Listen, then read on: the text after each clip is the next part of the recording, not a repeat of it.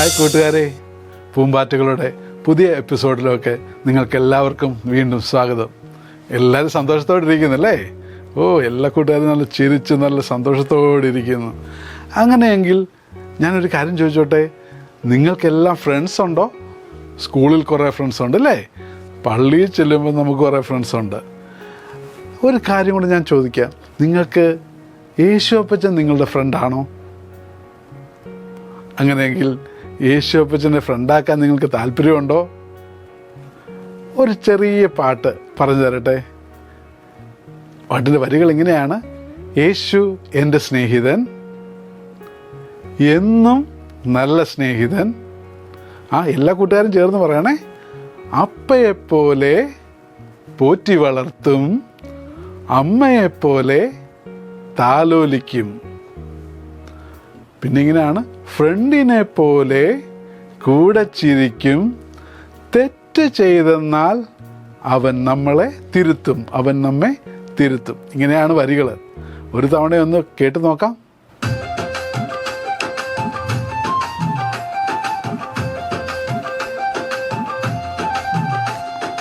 യേശു എൻ്റെ സ്നേഹിതൻ, എന്നും നല്ല സ്നേഹിതൻ. യേശു എൻ്റെ സ്നേഹിതൻ, എന്നും നല്ല സ്നേഹിതൻ. അപ്പയെപ്പോലെ പോറ്റി വളർത്തും, അമ്മയെപ്പോലെ താലോലിക്കും. അപ്പയെപ്പോലെ പോറ്റി വളർത്തും, അമ്മയെപ്പോലെ താലോലിക്കും. യേശു എൻ്റെ സ്നേഹിതൻ, എന്നും നല്ല സ്നേഹിതൻ. ഫ്രണ്ടിനെ പോലെ കൂടെ ചിരിക്കും, തെറ്റു ചെയ്തെന്നാൽ നമ്മെ തിരുത്തും. ഫ്രണ്ടിനെ പോലെ കൂടെ ചിരിക്കും, തെറ്റു ചെയ്തെന്നാൽ നമ്മെ തിരുത്തും. യേശു എൻ്റെ സ്നേഹിതൻ, എന്നും നല്ല സ്നേഹിതൻ. യേശു എൻ്റെ സ്നേഹിതൻ, എന്നും നല്ല സ്നേഹിതൻ. അപ്പയെപ്പോലെ പോറ്റി വളർത്തും, അമ്മയെപ്പോലെ താലോലിക്കും. അപ്പയെപ്പോലെ പോറ്റി വളർത്തും, അമ്മയെപ്പോലെ താലോലിക്കും. നല്ല പാട്ടല്ലേ? നല്ല പാട്ടാണ്. കൂട്ടുകാരൊക്കെ ഒന്ന് ക്ലാപ്പ് ചെയ്തേ. ഓക്കെ, കൊള്ളാം. അപ്പോൾ യേശു അപ്പച്ചൻ നമ്മളെ അപ്പയെപ്പോലെ അവൻ നമ്മളെ പോറ്റി വളർത്തും. നമ്മുടെ അമ്മയല്ല, അമ്മ നമ്മളെ താലോലിക്കുന്ന പോലെ നമ്മളെ താലോലിക്കും. ഫ്രണ്ടിനെ പോലെ നമ്മുടെ കൂടെ എല്ലായിടത്തും വരും, ചിരിക്കും, സന്തോഷിക്കും. എന്നാൽ നമ്മളൊരു തെറ്റ് ചെയ്താൽ അവൻ നമ്മളെ നോ പറയും, തെറ്റ് ചെയ്യാൻ പാടില്ല എന്ന് അവൻ നമ്മളോട് പറയും. അങ്ങനെയാണ് കൂട്ടുകാരെ, ഈ പാട്ടിനൊരു ചെറിയ ആക്ഷനുണ്ട്. ഇങ്ങനെയാണത്: യേശു എൻ്റെ യേശു എൻ്റെ സ്നേഹിതൻ, എന്നും നല്ല സ്നേഹിതൻ. അപ്പയെപ്പോലെ മീശയൊക്കെ പിരിച്ച് അപ്പയെപ്പോലെ പോറ്റി വളർത്തും. അമ്മയെപ്പോലെ എന്ന് പറയുമ്പോൾ നമ്മളിങ്ങനെ നടക്കാണ്. അമ്മയെപ്പോലെ താലോലിക്കും. ഫ്രണ്ടിനെ പോലെ എന്ന് പറയുമ്പം ഫ്രണ്ടിനെ പോലെ കൂടെ ചിരിക്കും, തെറ്റു ചെയ്തെന്നാൽ നമ്മെ തിരുത്തും. ഇത്രേ ഉള്ളൂ. എല്ലാ കൂട്ടുകാരും ചെയ്യാൻ നമുക്കൊരു തവണ ആക്ഷൻ പിടി കിട്ടിയല്ലോ. ഒരു തവണ കൂടെ പെട്ടെന്ന് ചെയ്തിട്ട് നമുക്ക് നിർത്താം.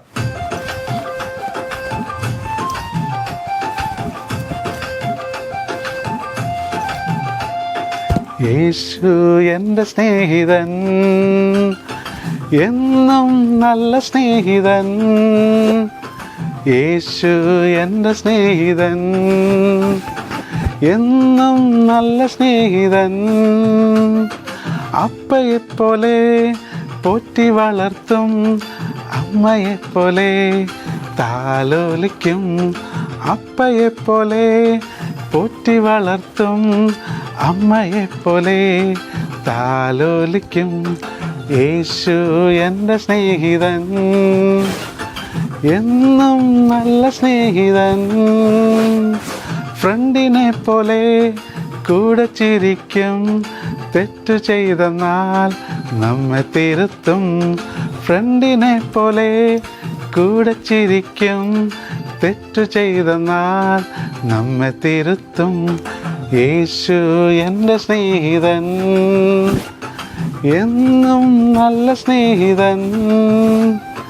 യേശു എൻ്റെ സ്നേഹിതൻ, എന്നും നല്ല സ്നേഹിതൻ. അപ്പയെപ്പോലെ പോറ്റി വളർത്തും, അമ്മയെപ്പോലെ താലോലിക്കും. അപ്പയെപ്പോലെ പോറ്റി വളർത്തും, അമ്മയെപ്പോലെ താലോലിക്കും. അപ്പോൾ യേശുപ്പച്ചൻ നമ്മുടെ എല്ലാവരുടെയും ആരാണ്? ഫ്രണ്ടാണ്. നമ്മൾ അപ്പയെപ്പോലെ നമ്മളെ കരുതുന്ന യേശുപ്പച്ചനാണ്. നമ്മളുടെ ജീവിതത്തിൻ്റെ എല്ലാം യേശുപ്പച്ചനാണ്. അപ്പോൾ യേശുപ്പച്ചൻ്റെ നല്ല കൂട്ടുകാരൊക്കെ തീരണം. ഓക്കെ. ഹായ് കൂട്ടുകാരെ, എല്ലാവരും പാട്ടൊക്കെ പഠിച്ചോ? എല്ലാവരും പഠിച്ചല്ലേ? പാട്ടിനൊരു ആക്ഷൻ ഉണ്ടായിരുന്നു, എല്ലാവരും ചെയ്തായിരുന്നോ? ചെയ്തു. ഇഷ്ടപ്പെട്ടോ കൂട്ടുകാർക്കൊക്കെ? സൂപ്പർ ആയിരുന്നെന്നുണ്ടെങ്കിൽ ഒരു തംസ് അപ്പ് ഒന്ന് കാണിക്കാവോ? എല്ലാ കൂട്ടുകാർക്കും ഇഷ്ടപ്പെട്ടോ? ഓക്കെ. അങ്ങനെയാണെങ്കിൽ നമ്മൾ എന്താ പാട്ടിനകത്ത് പഠിച്ചത്? യേശുപ്പച്ചൻ്റെ നല്ല കൂട്ടുകാരായി തീരണം അല്ലേ? അപ്പ നല്ല ഫ്രണ്ടാണ്, അമ്മ നല്ല ഫ്രണ്ടാണ് അല്ലേ? നമ്മൾ യേശുപ്പച്ചനെയും അതുപോലെ നല്ല ഫ്രണ്ട് ആക്കണം എന്ന് നമ്മൾ പഠിച്ചായിരുന്നു അല്ലേ? കൂട്ടുകാരെല്ലാം നല്ല ഫ്രണ്ട് ആക്കിയോ? ഓക്കെ. അങ്ങനെയാണെങ്കിൽ നമുക്ക് ഇപ്പോൾ ഒരു വാക്യം പഠിച്ചാലോ? വാക്യം പഠിക്കുന്നത് കൂട്ടുകാർക്കൊക്കെ ഇഷ്ടമാണോ? ഓക്കെ. അങ്ങനെയാണെങ്കിൽ നിങ്ങളെ ഒരു വാക്യം പഠിപ്പിക്കാം. വാക്യം ഇങ്ങനെയാണ്. ഗലാത്യർക്ക് എഴുതിയ ലേഖനം 3-ാം അധ്യായം 28-ാം വാക്യം. കൂട്ടുകാരെല്ലാം ഒന്ന് ഉറക്കെ പറയാമോ? ഗലാത്യർക്ക് എഴുതിയ ലേഖനം 3-ാം അധ്യായം 28-ാം വാക്യം. വാക്യം ഇങ്ങനെയാണ്. നിങ്ങൾ എല്ലാവരും ക്രിസ്തു യേശുവിൽ ഒന്നത്രേ. എല്ലാ കൂട്ടുകാരും ഒന്ന് ഉറക്കെ പറയാമോ? നിങ്ങൾ എല്ലാവരും ക്രിസ്തു യേശുവിൽ ഒന്നത്രേ. അങ്ങനെ നമുക്ക് എല്ലാവർക്കും ഒന്നായിട്ട് നിൽക്കാനായിട്ട് സാധിക്കുമോ? സാധിക്കുമല്ലേ? യേശുപ്പച്ചൻ്റെ നല്ല മക്കളാണെങ്കിൽ നമ്മളെല്ലാവരും ഐക്യത്തോടെ ഒന്നിച്ച് നിൽക്കണം അല്ലേ? ഓക്കെ. അതാണ് നമ്മൾ ഈ വാക്യത്തിൽ പറയുന്നത്. യേശുപ്പച്ചൻ സ്നേഹിക്കുന്ന മക്കളാണ് നമ്മളെല്ലാവരും. നമ്മുടെ അപ്പയും അമ്മയും സ്നേഹിക്കുന്ന മക്കളാണ് നമ്മളെല്ലാവരും. അങ്ങനാണെങ്കിൽ വീട്ടിൽ നമ്മുടെ അനിയത്തിയായിട്ട്, ചേച്ചിയായിട്ട്, ചേട്ടനായിട്ട് വഴക്കുണ്ടാക്കാൻ പാടുണ്ടോ? ഇല്ല അല്ലേ? ഓക്കെ. അങ്ങനെ നല്ല കുഞ്ഞുങ്ങളായിട്ട് നമുക്ക് ജീവിക്കാനായിട്ട് ശ്രമിക്കാം. അങ്ങനെയാണെങ്കിൽ ഞാനൊരു കാര്യം പറയട്ടെ. ഞാൻ ഇന്നിപ്പോൾ ഇങ്ങോട്ട് വന്നപ്പോഴുണ്ടല്ലോ ഒരു വലിയ വഴക്ക് കേട്ടു. അപ്പം ഞാൻ ഓർത്തു, അയ്യോ ഇതെവിടുന്ന ഈ ശബ്ദം ഇങ്ങനെ കേൾക്കുന്നേ? എല്ലാവരും കൂടെ ഉറക്കെ ഒച്ച വെക്കുക. അപ്പം അതിനകത്ത് ഒരാൾ പറയാണ്, ഞാനാണ് ഏറ്റവും വലിയ ആള്. അതാരാന്ന് പറയട്ടെ? ഞാൻ ഇങ്ങനെ സൂക്ഷിച്ച് നോക്കിയപ്പോ ഒരു ഇലയാ. അത് നല്ല ഭംഗിയുള്ള ഒരില. ഇല ഇങ്ങനെ പറയാണ്, ഞാനാണ് ഏറ്റവും വലുത്. അപ്പൊ ഞാനിങ്ങനെ ഒന്നുകൂടെ ശ്രദ്ധിച്ച് കേട്ടു, ഇതെന്താ ഈ പറയുന്നേ? അപ്പൊ ഇല പറയുവാണേ, ഈ വൃക്ഷത്തിന്റെ ഏറ്റവും മെയിനായിട്ടുള്ള ആള് ഞാനാണ്. ആ ഇലകൾ ഇങ്ങനെ കുറെ കാര്യങ്ങൾ പറയുന്നുണ്ട്. എന്നെ നോക്കിക്കേ, നല്ല പച്ച കളറില്ലേ? ഈ പ്രകൃതിയിലോട്ട് നോക്കിക്കേ, ഈ പച്ച കളറൊക്കെ കാണാൻ എത്ര ഭംഗിയാണ്. അത് മാത്രമല്ല, ഈ മരത്തിന് ഇങ്ങനെ ഈ നല്ല മരമായിട്ട് നിൽക്കാനായിട്ട് ഫുഡൊക്കെ പാകം ചെയ്തു കൊടുക്കുന്നത് ഞാനാണ്. അതുകൊണ്ട് ഞാനാണ് ഈ വൃക്ഷത്തിൻ്റെ ഏറ്റവും പ്രധാനപ്പെട്ട ഭാഗം. നിങ്ങൾ ആരുമല്ല, ഞാൻ തന്നെയാണ്, അല്ലെങ്കിൽ ഇലകളായ ഞങ്ങളാണ് എന്നൊക്കെ പറഞ്ഞ് ഉറക്കെ വഴക്കുണ്ടാക്കുക. അപ്പോഴുണ്ടല്ലോ അത് കേട്ടിട്ട് അടുത്തയാള് അതിനേക്കാൾ ഉച്ചത്തിൽ പറയാൻ തുടങ്ങി. അടുത്തയാൾ ആരാന്ന് പറയട്ടെ? ആ വൃക്ഷത്തിലെ നല്ല പൂക്കൾ ഇങ്ങോട്ട് വന്നിട്ട് പറയാൻ തുടങ്ങി, അല്ല നീ അല്ല, ഞങ്ങളാണ് ഈ വൃക്ഷത്തിൻ്റെ ഏറ്റവും പ്രധാനപ്പെട്ട ആൾക്കാര്. ഞങ്ങള് മണപ്പിക്കാൻ എന്തൊരു രസമാണ്, എന്തൊരു നല്ല വാസന, സുഗന്ധ വാസനയാണ് വരുന്നത്. അത് മാത്രമല്ല, ഞങ്ങൾ ഇങ്ങനെ ഉള്ളതുകൊണ്ടാണ് പുതിയ പുതിയ തലമുറകളൊക്കെ ഇങ്ങനെ ഉണ്ടാവുന്നത്. അപ്പോൾ ഇങ്ങനെ പൂക്കൾ ഇങ്ങനെ പറഞ്ഞ് പൂക്കൾ വഴക്കിടാനായിട്ട് തുടങ്ങി. അത് കേട്ടോണ്ട് അടുത്തയാള് വരുന്നുണ്ട്. അടുത്തയാളിന്റെ അവകാശമൊക്കെ പറഞ്ഞോണ്ട്. അതാരാന്ന് പറയട്ടെ? ആ വൃക്ഷത്തിലെ കുറെ നല്ല ഫ്രൂട്ട്സ് ഇങ്ങോട്ട് വന്നിട്ട് പറയാണ്, അത് ഇല പറഞ്ഞതും ഞാൻ കേട്ടു, പൂക്കളെ നിങ്ങൾ പറഞ്ഞതും ഞങ്ങൾ കേട്ടു, പക്ഷേ നിങ്ങൾ ആരുമല്ല, ഞങ്ങളാണ് ഈ വൃക്ഷത്തിന്റെ ഫലങ്ങളായ ഞങ്ങളാണ് ഈ വൃക്ഷത്തിലെ ഏറ്റവും മെയിനായിട്ടുള്ള ആൾക്കാര്. ഞങ്ങളുള്ളോണ്ടല്ലേ ഇവിടുത്തെ പക്ഷികളും മൃഗങ്ങളും മനുഷ്യരും എല്ലാവരും ഫുഡ് അടിക്കുന്നത് ഞങ്ങളുള്ളോണ്ടാണ്. അതുകൊണ്ട് ഞങ്ങളുള്ളോണ്ടാണ് ഇങ്ങനെ ഈ മരം ഇങ്ങനെ നല്ല ഒരു മരമായിട്ട്, നല്ല ഒരു വൃക്ഷമായിട്ട് ഇങ്ങനെ നിൽക്കാനായിട്ട് പറ്റുന്നത്. മക്കളെ, അവരെല്ലാവരും കിടന്ന് ഉറക്കെ അലയ്ക്കുന്നു, വിളിക്കുന്നു. അതിൻ്റെ ഇടയ്ക്ക് ഇങ്ങനെ ഇടിയും അടിയും തൊഴിയും ഒക്കെ കൊടുക്കുന്നുണ്ട്. ഇത് കേട്ടിട്ടുണ്ടല്ലോ അടുത്ത ഒരാൾ ഇങ്ങനെ വരുന്നുണ്ട്. ആ ആള് പറഞ്ഞു, നിർത്തവിടെ, നിങ്ങളുടെ ഈ വഴക്കൊക്കെ നിർത്തിക്കേ. കുറെ സമയമായിട്ട് ഞാനിങ്ങനെ ഇതൊക്കെ കേട്ടിരിക്കുമായിരുന്നു. നിങ്ങൾ എന്തിനാ ഇങ്ങനെ തമ്മിൽ ഇങ്ങനെ ഒച്ച വെക്കുന്നേ? നിങ്ങൾ എന്തിനാ വഴക്കുണ്ടാക്കുന്നേ? നിങ്ങളെല്ലാരും ആ വൃക്ഷത്തിലോട്ടൊന്ന് സൂക്ഷിച്ചു നോക്കിക്കേ, ആ വൃക്ഷത്തിന്റെ ചോട്ടിലോട്ടൊന്ന് നോക്കിക്കേ. ഇതാരാ പറയുന്നതെന്നറിയാമോ? ആ വൃക്ഷത്തിന്റെ വേരാണ്. വേര് വന്നിട്ട് പറയാണ്, നിങ്ങളെല്ലാവരും ആ വൃക്ഷത്തിന്റെ ചോട്ടിലോട്ടൊന്ന് നോക്കിക്കേ. ഇങ്ങനെ വേരുകളായ ഞങ്ങളിങ്ങനെ മണ്ണിനടിയിലോട്ട് ആഴ്ന്നിറങ്ങുന്നത് കൊണ്ടാണ് നമുക്കൊന്നിച്ച് ഈ നല്ല ഒരു വൃക്ഷമായിട്ട് ഇങ്ങനെ നിൽക്കാനായിട്ട് സാധിക്കുന്നത്. നിങ്ങളൊന്ന് ആലോചിച്ച് നോക്കിക്കേ. എൻ്റെ വേരുകൾ ഞാനിങ്ങനെ ആഴത്തിലോട്ട് കൊണ്ടുപോകുന്നതുകൊണ്ടാണ് നമുക്ക് വെള്ളം കിട്ടുന്നത്, അല്ലേ?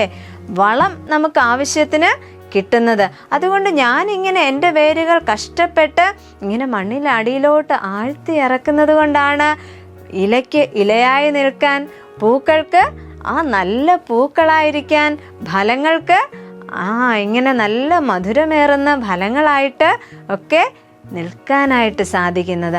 അതുകൊണ്ട് നമ്മൾ ആരും ഇനി മുതൽ വഴക്കിടാനുള്ളവരല്ല, എല്ലാവരും ഒന്നിച്ച് നിൽക്കേണ്ടവരാണ്. നമ്മളിങ്ങനെ ഒന്നിച്ച് നിന്നെങ്കിലേ നമ്മളായിരിക്കുന്ന ഈ സമൂഹത്തിന് നല്ല കാര്യങ്ങളൊക്കെ പകർന്നു കൊടുക്കുവാനായിട്ട് നമുക്ക് സാധിക്കത്തുള്ളൂ. മക്കളെ, നമ്മൾ അങ്ങനെയല്ലേ വാക്യത്തിൽ പഠിച്ചത്?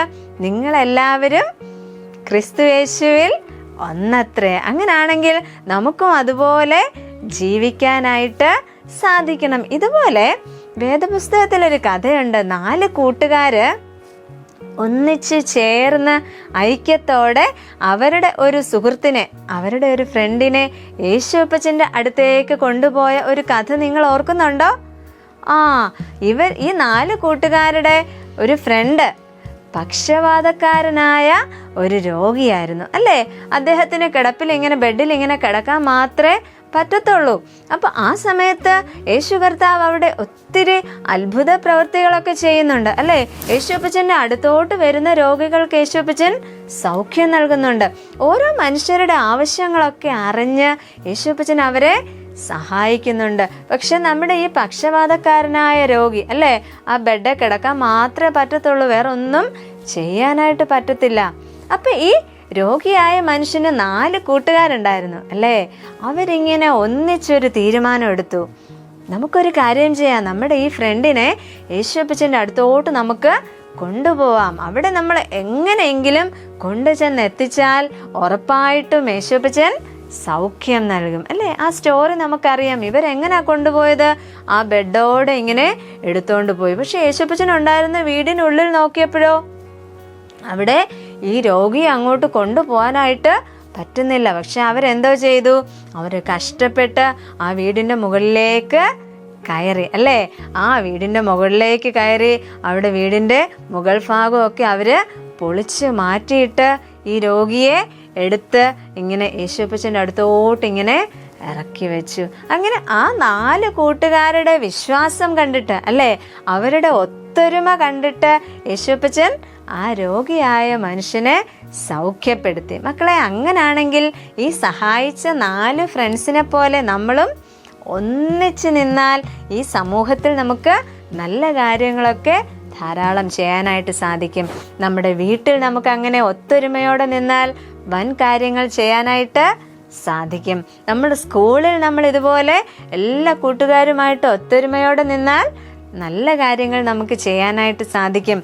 നമ്മുടെ ദൈവാലയത്തിൽ അല്ലെ, നമ്മുടെ സഭയിൽ നമുക്ക് ഒത്തൊരുമയോടെ നിന്നാൽ വൻ കാര്യങ്ങൾ നമുക്ക് ചെയ്യാനായിട്ട് സാധിക്കും അല്ലേ. അതുപോലെ തന്നെ നമ്മുടെ സമൂഹത്തിന് ധാരാളം നന്മകൾ നമുക്ക് ചെയ്യാനായിട്ട് സാധിക്കും. അങ്ങനെയാണെങ്കിൽ ഒത്തൊരുമയുള്ള നല്ല കൂട്ടുകാരായി തീരാൻ ദൈവം നമ്മളെല്ലാവരെയും സഹായിക്കട്ടെ. അങ്ങനെയാണെങ്കിൽ കൂട്ടുകാരെ, നമുക്ക് ഒരു നിമിഷം ഒന്ന് കണ്ണടയ്ക്കാമോ? ദൈവസന്നിധിയിൽ നമുക്ക് പ്രാർത്ഥിക്കാം. ദൈവമേ, ഞങ്ങളെയും അതിന് ഇടയാക്കണമേ എന്ന് പ്രാർത്ഥിക്കാം. അങ്ങനെയാണെങ്കിൽ കൈ കൂപ്പിക്കുക എല്ലാ കൂട്ടുകാരും.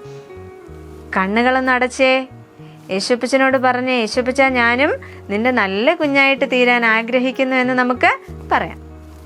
ഞങ്ങളെ സ്നേഹിക്കുന്ന നല്ല കർത്താവേ, ഈ നല്ല സമയത്തിനായിട്ട് ഞങ്ങൾ അങ്ങേക്ക് സ്തോത്രം ചെയ്യുന്നു. ഞങ്ങൾ പഠിച്ചതുപോലെ ക്രിസ്തു യേശുവിൽ ഞങ്ങളെല്ലാവരും ഒന്നാണ് എന്ന് മനസ്സിലാക്കുവാൻ ഞങ്ങളെ ഇടയാക്കിയതിനായി നന്ദി പറയുന്നു കർത്താവേ. അതുപോലെ ഞങ്ങളും ഒത്തൊരുമയുള്ള കൂട്ടുകാരായിട്ട് ഐക്യത്തോടെ ഞങ്ങളുടെ വീട്ടിലും സഭയിലും ഞങ്ങളുടെ സമൂഹത്തിലും ജീവിക്കുവാൻ ഞങ്ങളെ ഓരോരുത്തരെയും ഇടയാക്കണമെന്ന് യേശുവിൻ നാമത്തിൽ അപേക്ഷിക്കുന്നു. കൃപയോടെ കേൾക്കുമാറാകണമേ. ആമേൻ.